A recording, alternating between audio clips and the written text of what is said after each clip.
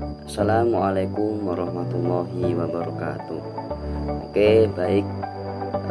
Sebelumnya perkenalkan, nama saya Pangestu Bakti Widarto dengan NIM 530 2022 0006. Di sini saya akan membuat video terkait dengan penugasan yang diberikan oleh Pak Farid Hasan, yaitu membuat video tentang fenomena alam dengan judul fenomena dua air yang tidak menyatu dalam perspektif Al-Quran dan sains, lebih tepatnya membahas surat Ar-Rahman ayat 19 sampai 20. Oke, langsung saja. Pasti dari kita tidak asing lagi ya dengan air gitu. Jadi air ini menjadi salah satu sumber yang amat penting bagi semua kehidupan makhluk hidup. Nah, di sini air berperan penting dalam kehidupan, bahkan menurut penelitian tubuh manusia itu 80% itu terdiri dari air gitu. Jadi air ini merupakan segala sumber bagi manusia dan juga makhluk yang lain. Nah, oke, tapi di sini saya akan membahas ini ada air. Air ini dia tidak mau menyatu. Jadi seperti ada pembatas di tengah. Biasanya kalau air kan bercampur gitu, tapi ini beda. Ada fenomena alam yaitu air, dan air ini tidak mau menyatu dengan yang lain gitu. Bahkan seperti ada kayak ini pembatas. Nah, itu seperti apa? Mari kita bahas bersama-sama. Oke.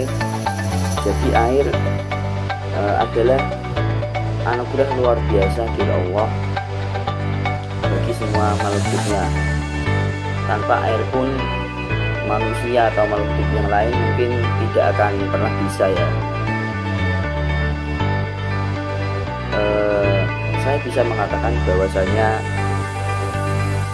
semua makhluk yang ada di bumi ini membutuhkan air. Bahkan orang yang mati sekalipun masih tetap butuh air kan gitu. Tapi air di bumi ini juga ada di mana-mana, bahkan benda padat dan yang memiliki pori-pori atau ruang kosong biasanya juga mengandung air.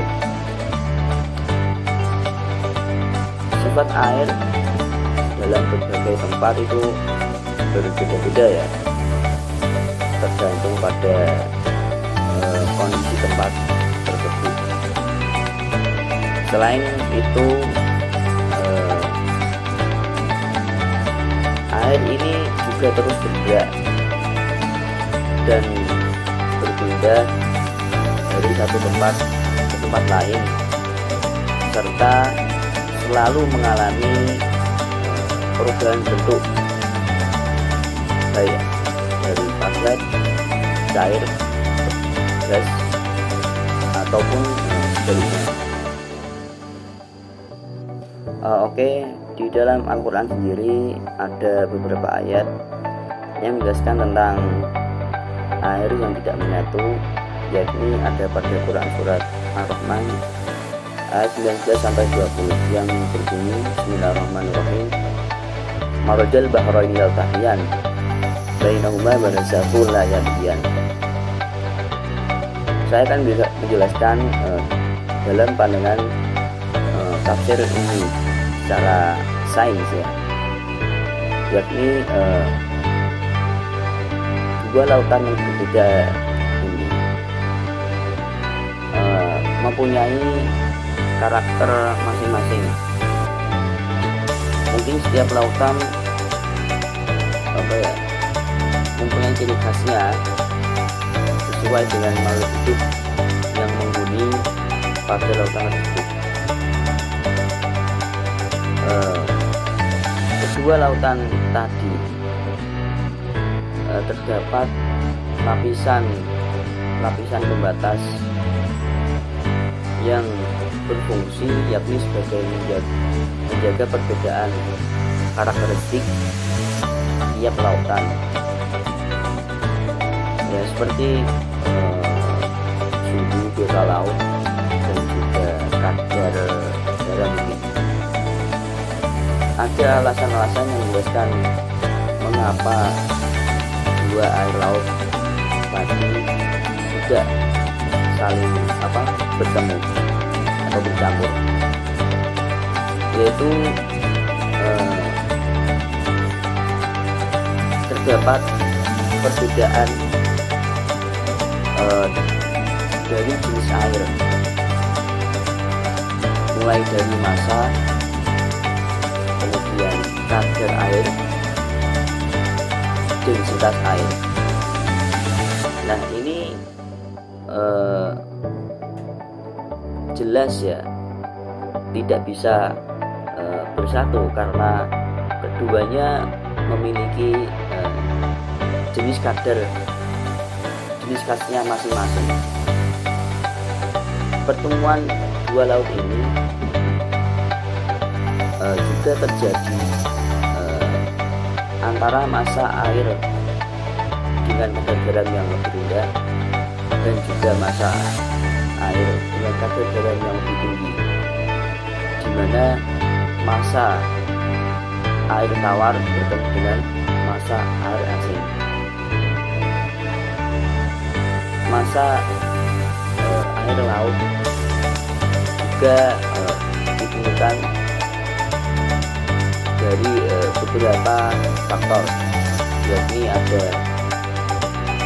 kadar garam, suhu, dan juga tekanan air yang dipengaruhi oleh kedalaman tempat massa air.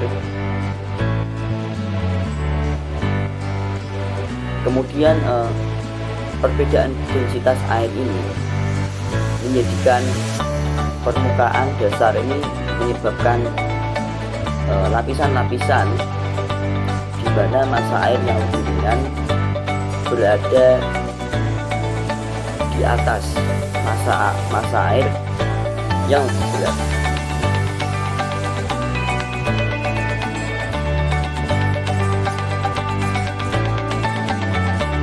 Oke, jadi untuk contoh air yang tidak bercampur ini ada di Samudra Atlantik dan juga Samudra Pasifik. Kedua samudra tersebut tidak bisa menyatu karena ketidakcocokannya dalam massa jenis air. Air di Samudra Atlantik sendiri memiliki zat besi, sedangkan Samudra Pasifik akan lebih kaya tanah liat, sehingga dua samudra ini tidak bisa menyatu dikarenakan faktor tadi ya.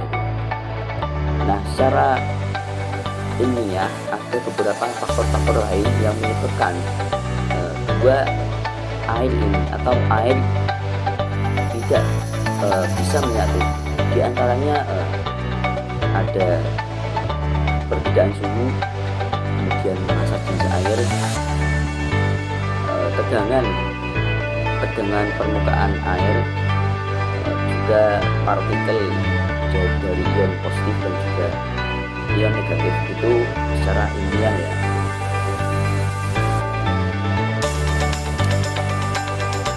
Nah mungkin itu tadi penjelasan ilmiah dari Quran surah Ar-Rahman ayat 19-20 mengenai fenomena dua air yang tidak menyatu dalam perspektif tafsir sains ya. Mungkin itu saja dari saya kira cukup.